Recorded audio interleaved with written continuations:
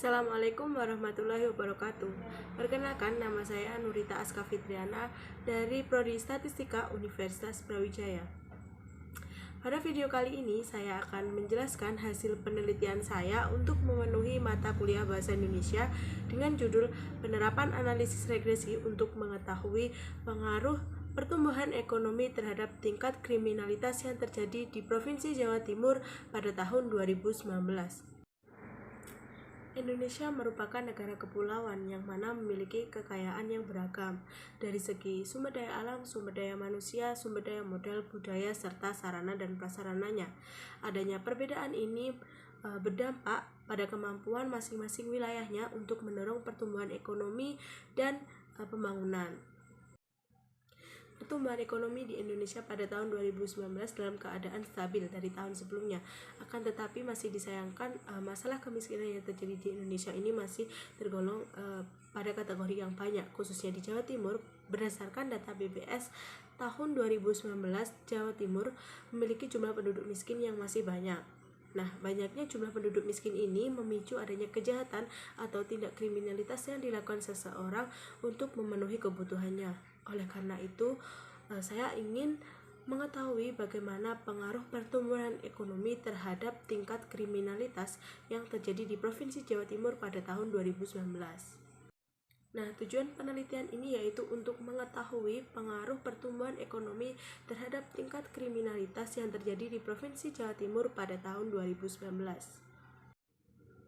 Dalam melakukan penelitian tidak akan pernah lepas dengan adanya penelitian terdahulu yang sudah diteliti. Penelitian terdahulu ini dapat digunakan sebagai referensi menyusun penelitian yang baru agar tidak terjadi kesalahan yang sama dengan peneliti terdahulu.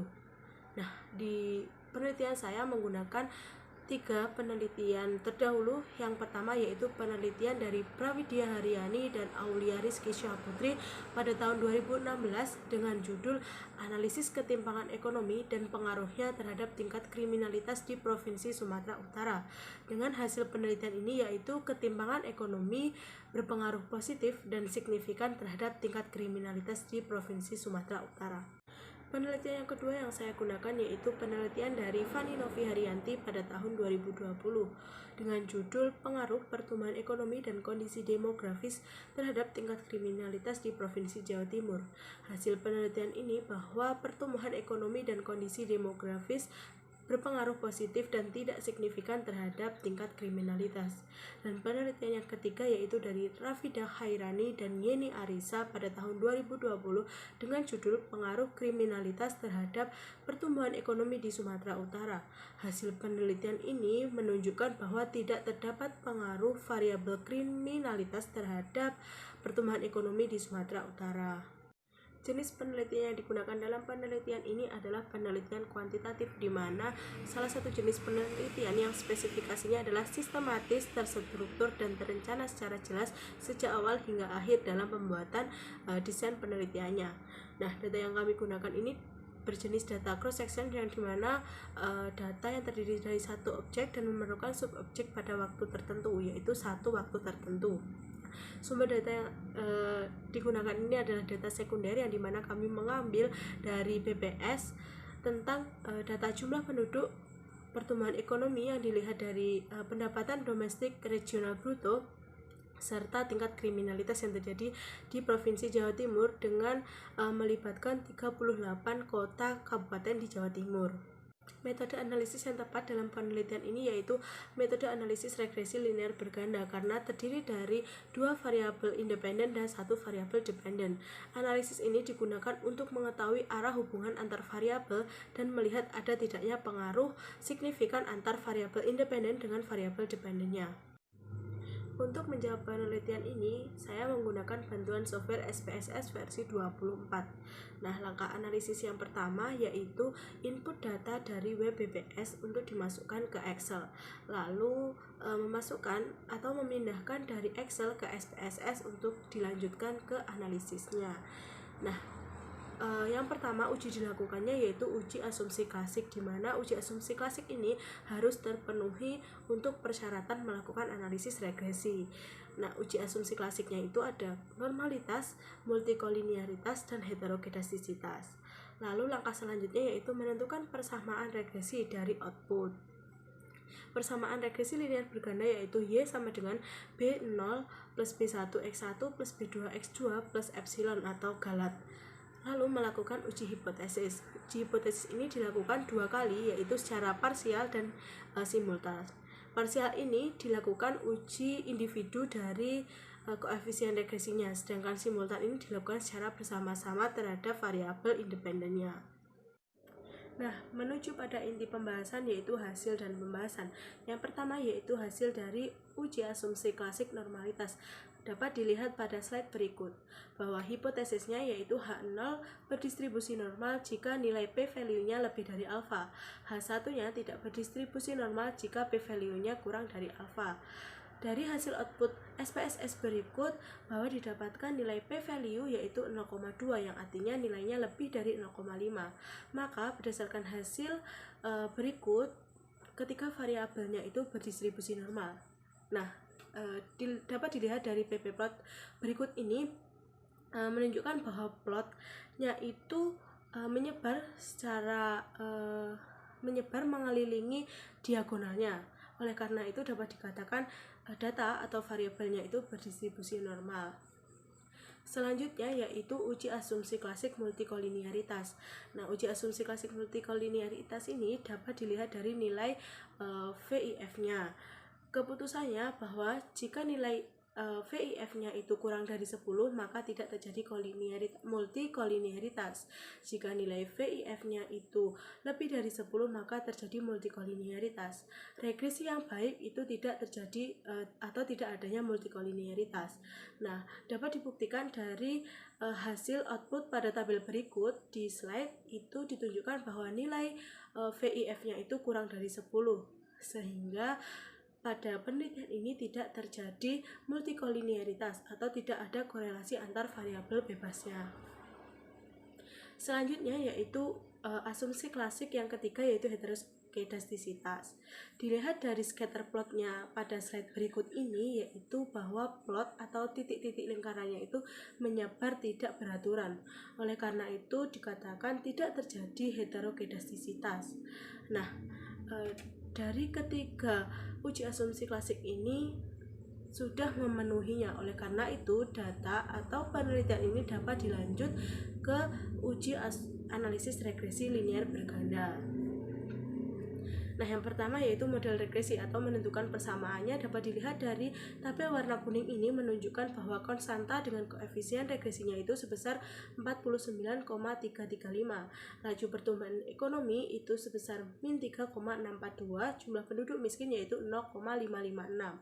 Berdasarkan hasil analisis regresi linear berganda dengan data tersebut, hasil persamaan linear bergandanya yaitu Y sama dengan 49,335 dikurangi 3,642X1 plus 0,556X2. Berdasarkan output persamaan model regresi dapat disimpulkan bahwa jika tidak terjadi tingkat kriminalitas maka pertumbuhan ekonomi akan meningkat sebesar 49,335. Nah, lalu jika laju pertumbuhan ekonomi meningkat 1%, maka tingkat kriminalitas akan menurun sebesar 3,642. Selanjutnya yaitu jika jumlah penduduk miskin bertambah 1.000 jiwa, maka tingkat kriminalitas mengalami kenaikan sebesar 0,556.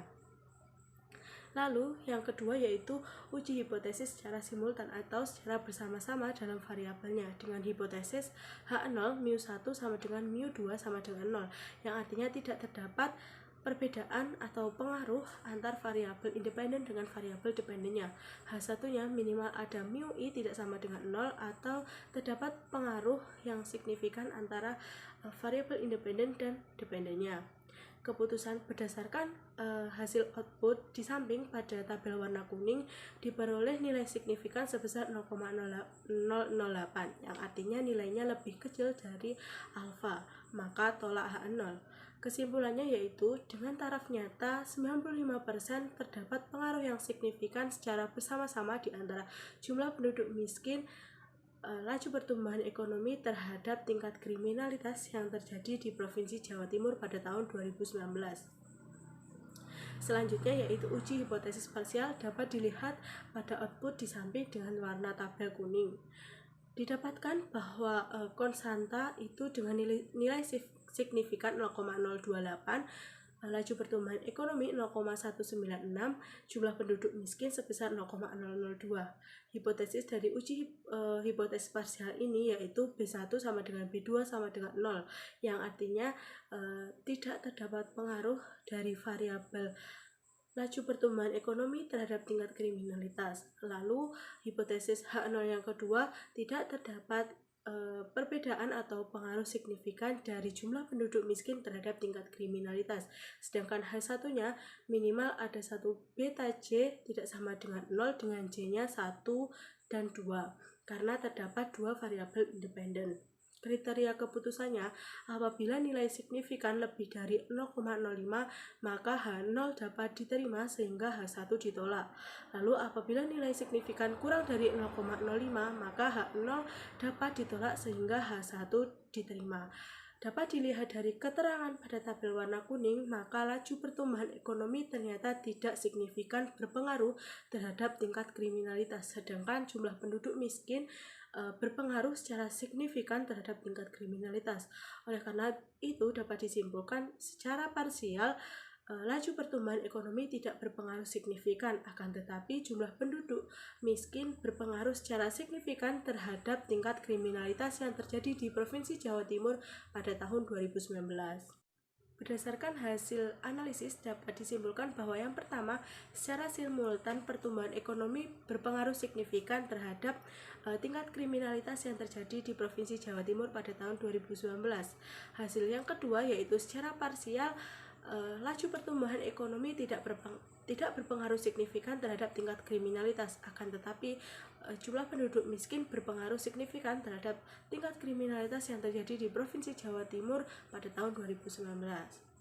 Berdasarkan penelitian yang dilakukan, saran yang perlu diperhatikan yaitu diharapkan peneliti selanjutnya menambah variabel independen yang dapat memperjelas ada tidaknya pengaruh terhadap tingkat kriminalitas, atau menggunakan 3 data tahun terakhir yang dapat dianalisis menggunakan analisis regresi data panel untuk memperjelas bagaimana pengaruh pertumbuhan ekonomi atau pengaruh dari variabel independen dan variabel dependennya dari tahun ke tahun.